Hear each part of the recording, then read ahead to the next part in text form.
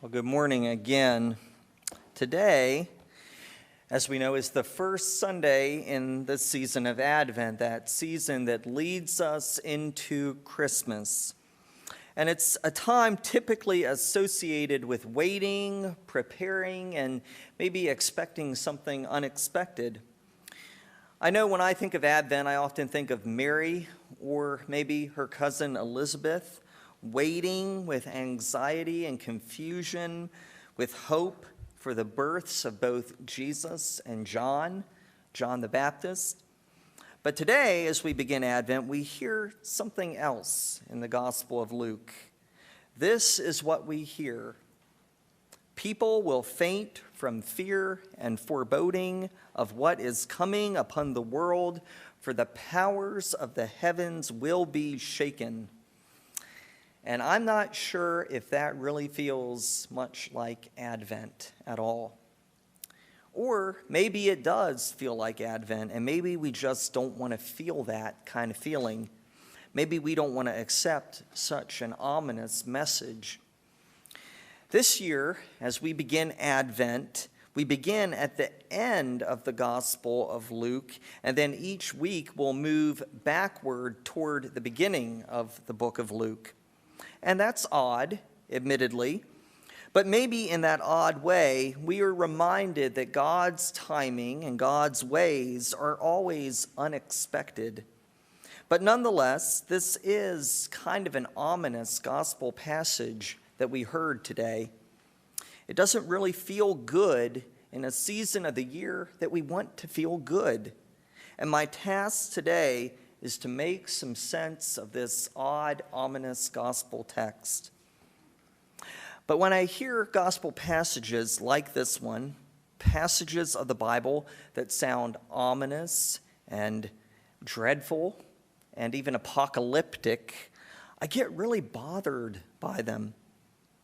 Because it seems to me like God's people are being told to expect the worst and to stay vigilant, and that if we can't do that, then the all-encompassing love of God might somehow elude us.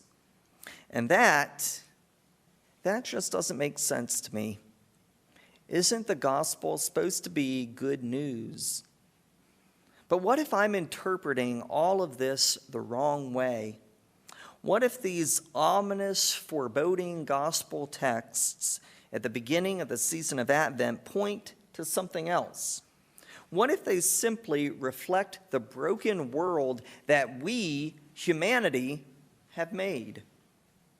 And what if the good news of the gospel is that God draws near to us even in that broken world that we have made? What if God chooses to forgive us, to abide with us, to accept us, despite all that we've done to deny God? Well, then that begins to sound like good news. And this gospel today, it also reminds me of a story that we hear a lot this time of year. Charles Dickens' beloved classic, A Christmas Carol. This beloved tale is more, though, than a story or a movie. When it was written, it was meant to be a tirade against hoarding wealth and against selfishness and against neglect. It was a warning. It was a wake-up call. And it exposed the world that Dickens lived in for what it was, a flawed, broken world, much like the Gospel of Luke does to us today. And as memorable as Ebenezer Scrooge and even Tiny Tim have become, there are two others in this tale that deserve equal attention. Let's take a quick look at a movie clip.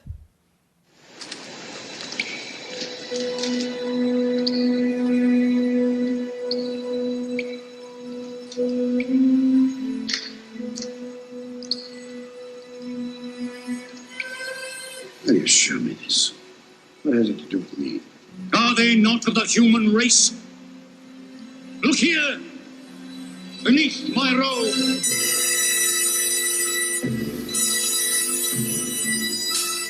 Look upon these.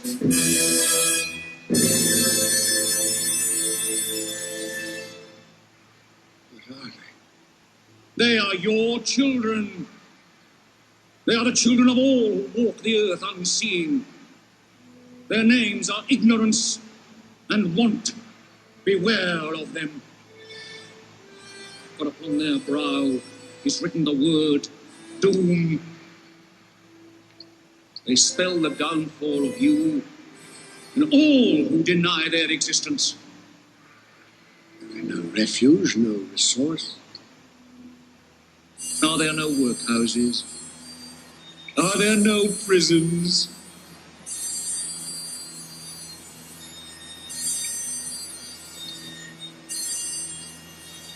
Cover them. I do not wish to see them. I thought as much. They are hidden, but they live. Oh, they live.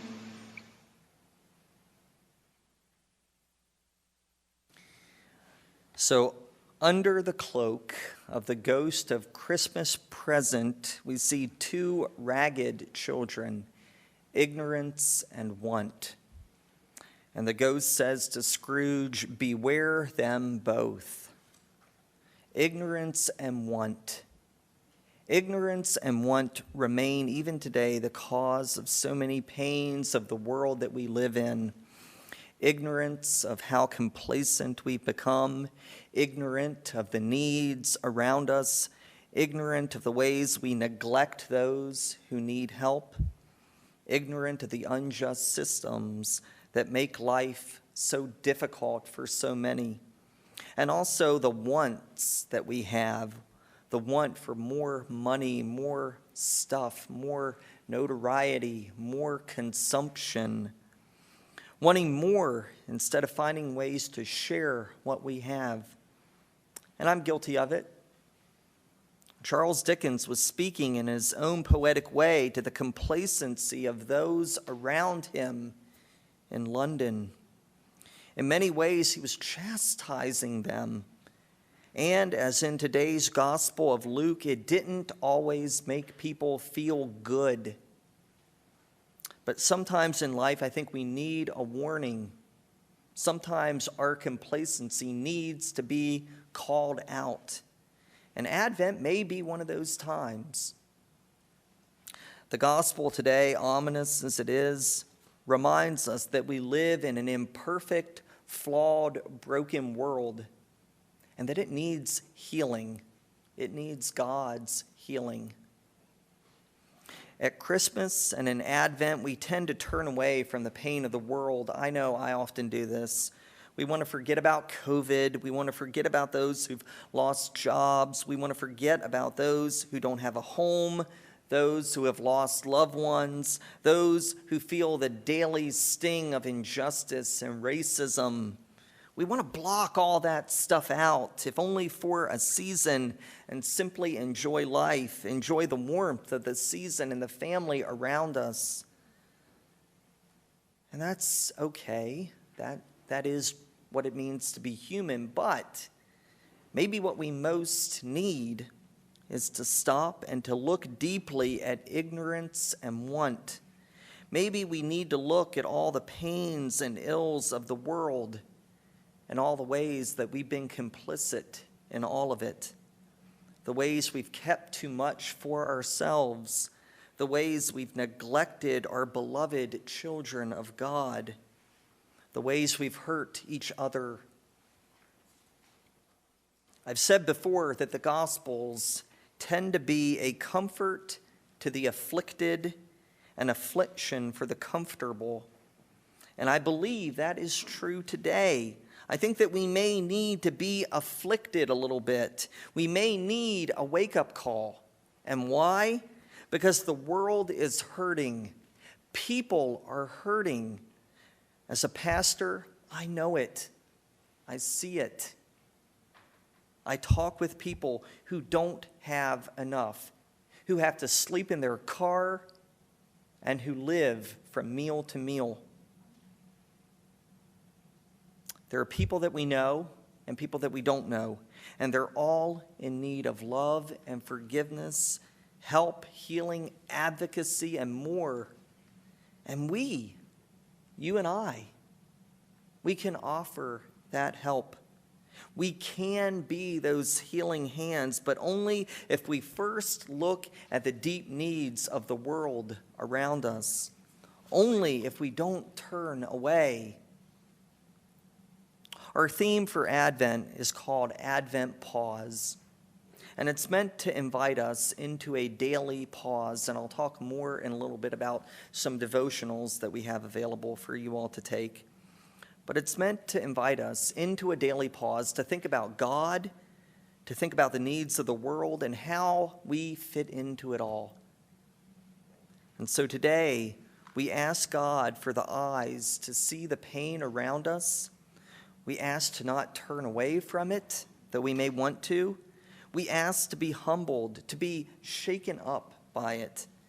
We ask that all of this pain and hurt and illness and divisiveness, that it does something to us, that it moves us. And then we ask God to give us empathy and compassion and a willingness to step into that pain and to do anything that we can to bring healing to it. We are God's hands and feet. May it be so today and throughout the season of Advent. Amen.